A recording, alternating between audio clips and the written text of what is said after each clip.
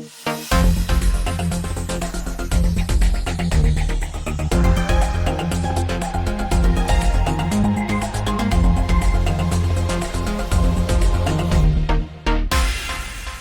следите неделното интервју на Радио Слободна Европа. Гостин е професорот по политички науки Ненад Марковиќ на Правниот факултет во Скопје Јустинијан I.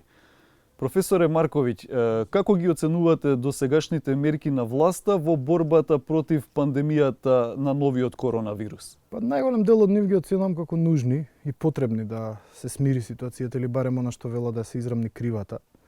Предпоставувам, односно не предпоставувам, туку знам дека се донесувани врз база на оценки на врвни епидемиолози наши и врз база нормално на компаративни искуства од регионот и од Европа.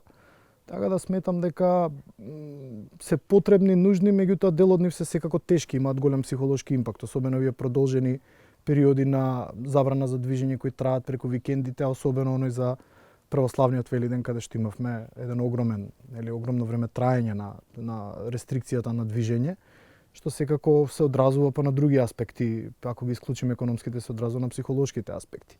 За она за кое и јас имав сомневање и мислам дека се оди во добар правец, тука беше дали карантинот кој почнуваше од 16 часот во работните денови на вистина го даваше ефектот и дали, знаете, секогаш треба да премерите кој е тој оптимум помеѓу создавање на гужви во продавници, маркети, пазари, објекти, пошти и така натаму, во однос на тоа колку треба тој да трае. Така да мислам дека ова што се врати од 19 часот е добар потек, со тоа ќе се намалат гужвите, истовремено ќе се избегне оној период на активно движење на помладите, на кој секако им е забрането движењето. Во таа смисла, мислам дека постои и една друга опасност, а тоа е прерано опуштање и прерано влегување во некаква авантура на тоа дека се е готово и дека се завршило. Сите и светски и домашни епидемиолози, јас редовно ги слушам, велат дека практично крај нема да постои. Можеме да го држиме помалку или повеќе под контрола процесот. Така да треба да бидеме максимално дисциплинирани. Гледате ли соработка меѓу власти и опозицијата во борбата против епидемијата? Па на почетокот беше подобро. Зборувам пред се за лидерската средба која се одржа кај претседателот Пендаровски, на која експресно се договорија за одложување на изборите во насока на тоа да се спаси здравјето на нацијата и да не се предизвика поголем проблем. И во таа смисла тргнаа добро. И власта и опозицијата. И вториот позитивен аспект што техничката влада, иако се критикуваат по време на министерствата меѓу себе, министерот за внатрешни одредени поплаки за начинот на кој функционира министерството и така натаму, се жали дека не му поменуваат предлозите и така натаму, сепак тоа функционира. Сепак мислам дека сите министерства добро си ја вршат работата, колку што може во овој капацитет во кој ситуацијата дозволува. Така да во тие два аспекта гледам дека независно од тоа што вербално се кажува, дека работите на терен стојат релативно добро.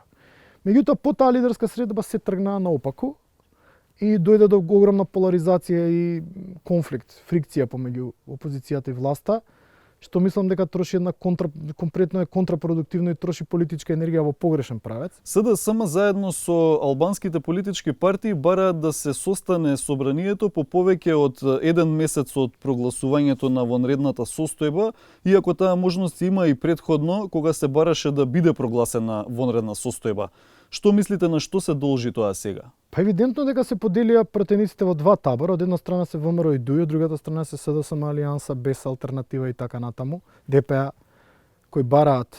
Се должи на очигледно правните недоследности или како да речам правните дупки кои постојат во уставот, кои оставаат можност за интерпретација од страна на стручната јавност во која јас не спаѓам лично, затоа што не сум конституционалист по вокација. Евидентно дека тука се јавиа две школи на размислување што ги збуни и самите политичари. Меѓутоа политичарите не се раководат од тоа дали е интерпретацијата на уставот ваква или онаква, политичарите се водат од тоа дали е тоа политички опортуно во одреден момент или не е политички опортуно. Иако мене ме чуди да опозиција не сака да се состане парламентот. Тоа е доста независно од правните толкувања и така натаму, еве сега да се абстрахираме од нив. Рековме постои она кој вели дека не може да се состане и постои она толкување кој вели дека може да се состане.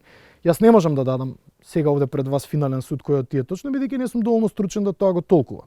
Меѓутоа факт е дека ова не е критериум. Критериум е политичкиот интерес во овој момент. Дали пратениците требаше да побараат порано да биде свикано собранието и со тоа да носат дел од одговорноста за донесените мерки во борбата против пандемијата? Па тука не постои ни еден друг одговор добар осим да. Затоа што ќе знаевме на што сме. Многу порано. Веројатно и тие чека малку да се смири пандемијата, малку и тие стратегизираа. И самите, тие се сепак луѓе, нели? Меѓутоа да, порано ќе беше подобро. Барем ќе знаевме сите партии на што се ќе имаше време да се пеглаат разликите, можеби ќе имаше време и се уште не е доцна за една лидерска средба кај председателот, каде што би можело да се дојде до некаков заеднички консензус, ако е такво нешто воопшто можно. Со обзир на овие тотално поларизирани толкувања на уставот, јас сум скептичен дека до тоа може да дојде. По изборите пратеничкиот состав ќе има задача, односно право да ги потврди владините уредби донесени во време на вонредната состојба. Со тоа ќе има право и да ги преиспита дел од нив.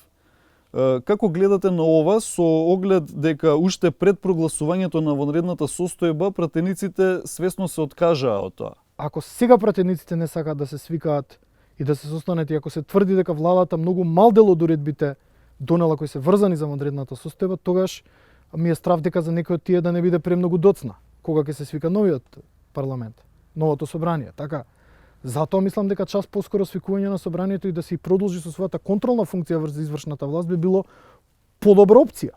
Меѓутоа пак ви велам, тука е таа конституционална недореченост, дилема која имаат и најголемите стручњаци во оваа држава, врвните имиња на нашиот конституционализам, и тоа станува. Постфестум такво преиспитување секогаш помалку ефикасно отколку побрзо. Затоа во принцип сметам дека е нужно и собранието да си продолжи со својата контролна функција врз извршната власт и нормално ако постојат услови за тоа и со својата законодавна секојдневна работа. Мене ми е чудно. Од една страна се тврди дека постои дисконтинуитет. Ова некој ќе мора да ми го објасни, ова е повеќе прашање отколку што е констатација, една дилема која би ја наметнала во оваа наша дебата. Од друга страна платениците уште примаат плата. На апанажа одат дури од кога ќе дојде следниот состав. Спикерот Талат Џафери е член на Советот за безбедност како председател на собранието, а тврди дека е распуштено собранието. Така да мене ова ќе мора некој да ми го објасни зошто е така. Ако се распуштени, тогаш веројатно не би требало да примат плата, треба да се веќе на апанажа и тогаш спикерот Џафери не би имал право да учествува во Советот за безбедност, да учествува. Така да мене целата ситуација е полна со толку многу недоследности и недоречености да навистина е многу ризично човек да влезе во какви било интерпретации. Дел од владините мерки носеа и ограничување на правата и слободите. Колкав е ризикот да навлезат такви мерки во прекршување на човековите права и слободи? Па секогаш е ризик. Кај нас на почетокот, ако се сеќавате, се постави од целата таа дебата околу човековите права, немаше големи дилеми. Јасно беше зашто се поставија две, да речам, примерно дебати во овој иницијален период. Првата беше околу слобода на вероисповест, која во принцип не се ограничува дури ни во вонредна состојба. Затоа постојат и стручни написи зашто е тоа така и до каде оди таа слобода. Меѓутоа факт е дека слобода на вероисповест е една работа, незиното практикување е друга работа. Еве, не се затворија црквите за Великден, во смисол можеше да се врши причест. Дали тоа е потенцијална епидемиолошка бомба или не, ќе видиме. Јас се надевам дека не е, се надевам дека нема да доведе до... Од друга страна, владата не сакаше да навлезе во слободата на вероисповест до таа мера да на луѓето им ја забрани светата причест како битен христијански обичај, со тоа што еве разбрав колку е тоа точно, може само веројатно Министерството за внатрешни работи да ни потврди, дека еве се одржувало социјална дистанца, имало некаков ред, меѓутоа прашањето е на користење на нешто лажиче за голем број на верници и така натаму, дали тоа може да се стерилизира, дали луѓето имаат близок контакт еден со друг и така натаму, ред дилеми кои се воспоставија од аспект на и на дебатата за човекови права. Од друга страна постојат меѓународни документи кои велат дека сепак заради здравјето на луѓето може да се ограничи дури и слободата на вероисповест и така натаму. Тоа е една широка дебата каде што Советот на Европа треба да се извести зошто се ограничуваат правата. Гледате, постојат и многу други држави што просто ги затворија црквите. Едноставно рекоа, не може да работат, не може да се собират верниците и верските заедници се сложија со тоа без некоја поголема дебати. И втората дебата беше еден специфичен дел од целата работа, трансферот во карантински услови и во прифатните центри на самите, ако може да се наречат прифатни центри, на самите гранични премини, каде што Луѓето на социјалните мрежи сведочеа дека чекаат и по 7-8 сати додека почне следниот транспорт, дека нема социјална дистанца, дека луѓето кои нели се превезуваат од странство и се носат во задолжителна изолација, не држат престојуваат во неадекватни услови, не држат социјална дистанца, можеби дел и самите не го сваќаат сериозно проблемот, и потоа нормално со самите карантински услови кои варира од одлични, како што тврдеа некои на социјалните мрежи, до навистина лоши и во смисол на акомодацијата и во смисол на храната која беше нели доставувана, што веќе отвара цела една дебата околу еднаквиот третман на граѓаните. Меѓутоа во ваква ситуација не е возможно вие да комплетно еднаков третман нели им обезбедите на граѓаните. Сепак користењето на различни капацитети подразбира и различен квалитет на, ајде да речем, услугата, нели, ако можеме воопшто така да ја наречеме. Земјава во февруари влезе во НАТО, а за време на кризава доби зелено светло за почеток на преговорите со Европската Унија. Како во моментов ги оценувате капацитетите на државата за почнување на преговори со Унијата? Па не, знаеме и пред кризата, Владимир, дека во принцип капацитетите се слаби. И тоа не е прашање на ВМРО, ДСМ, и власт опозиција.